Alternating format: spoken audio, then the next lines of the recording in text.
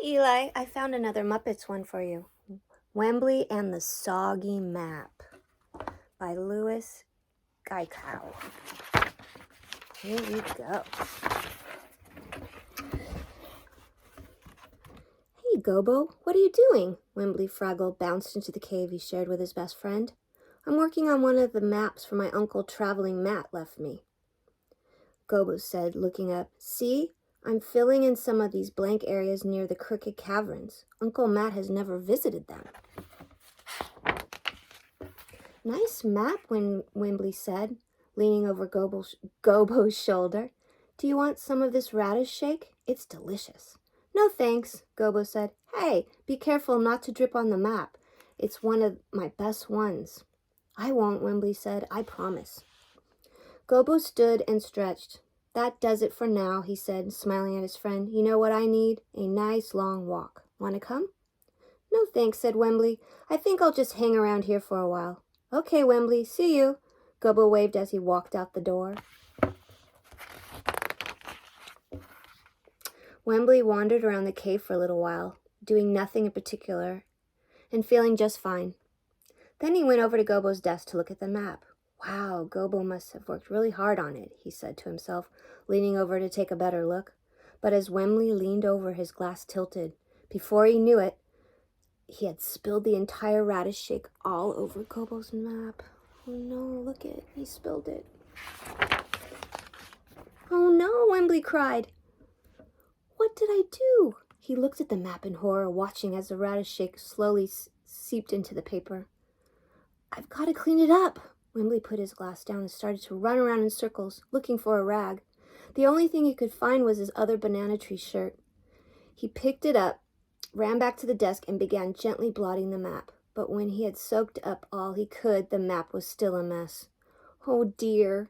2 tears squeezed out of Wembley's eyes and raced each other down his nose. Now what?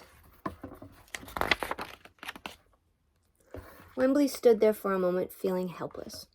Then he had an idea. Wash it. That's what I'll do, he decided. So he rolled up the map, put it under his arm, and went to see Boober. Boober loved laundry, so it wasn't surprising that Wembley found him humming over a tub of soap and water. Boober! You've got to help me. Wembley grabbed Boober by his scarf. I spilled radish shake all over Gobo's map, and I've got to wash it out before he gets back. Washing it, Boober began. But before Boober said anything, Wembley had dunked the map right into the tub.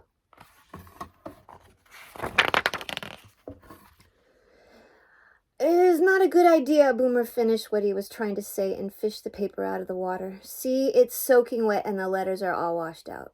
Oh no, Wembley groaned, covering his eyes. Now what can I do? First, let's hang it on the clothesline to dry, said Boober practically.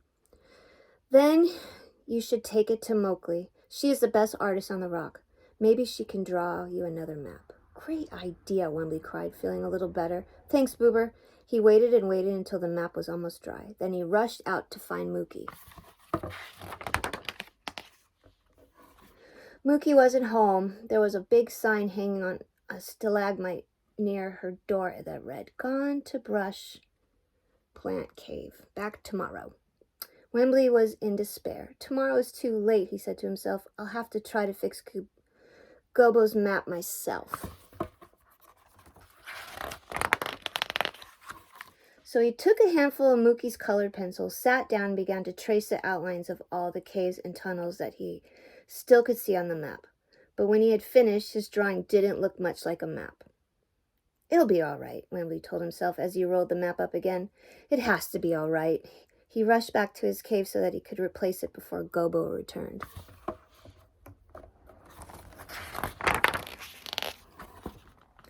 When he got there, Wembley tried to unroll the map on Gobo's desk, but it was all wrinkled from being rolled and unrolled while it was still damp. It looks like a prune, Wembley worried. How am I going to flatten it out? He tried sitting on it, but that didn't work. Then he tried putting it under his mattress, but the map only came out looking worse. Poor Wembley. Finally, Wembley was forced to admit that the map was a mess. It was actually more of a mess now than it had been when he started. It was wrinkled and torn and shredded and messy. Gobo would never forgive him. My best friend won't ever speak to me again, Wembley cried. He'll never want to see me again. What am I going to do? That's when Wembley heard Gobo coming back. He decided what to do in a hurry. He hid under the covers of his bed. Wembley? Gobo called out as he entered the cave. Wembley held his breath. Guess the little green guy isn't here, Gobo said to himself, heading over to his desk. I think I'll do some more work on... Gobo stopped. My map, he yelled. What has happened to my map? It's ruined. Wembley? Gobo turned around and ran out the cave. There he is hiding right there. Well, that does it, Wembley felt as miserable as he ever had felt in his little green life. Gobo will never forgive me, and he certainly won't want to live with me anymore. I guess I'll have to move out. Wembley started to pack. He put his other banana tree shirt in the bag. Then he took down the picture Mookie had drawn of him and Gobo. The picture showed Gobo with his arm around Wembley. Wembley had hung it right by his bed so he could see it every morning when he woke up. Gobo was the bravest and truest Fraggle in Fraggle Rock, and Wembley had been prouder than proud to be his best friend. Gobo hates me now, he said sadly to himself. He folded the picture up and put it on top of his shirts.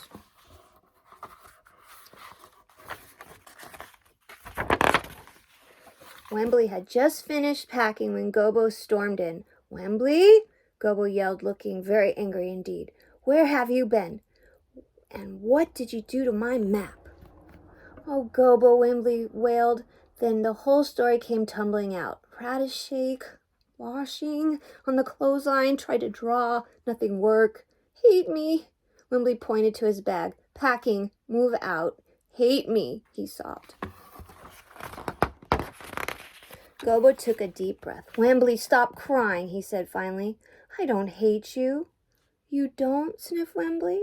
Of course not, Gobo said. Look, Wembley, sure I'm angry about the map, but I know you didn't do it on purpose. Wembley shook his head no, and I can tell you're very sorry, Gobo went on. Wembley shook his head yes. So I forgive you, Gobo finished. You do? Wembley said in a very quiet little voice. I do, Gobo replied. After all, our friendship is more important than a piece of paper. Gobo sighed. Besides, being angry doesn't make you stop caring about someone. It just makes you angry. Gee, am I glad to hear that, Wembley said. Oh, Gobo, are you going to yell at me some more now? No, Wembley, Gobo said. I don't want to yell at you any more. Then Gobo smiled at a little smile. I just want to help my best friend unpack. Aw, did you like that, sweetheart? Have a great day. Grandma loves you.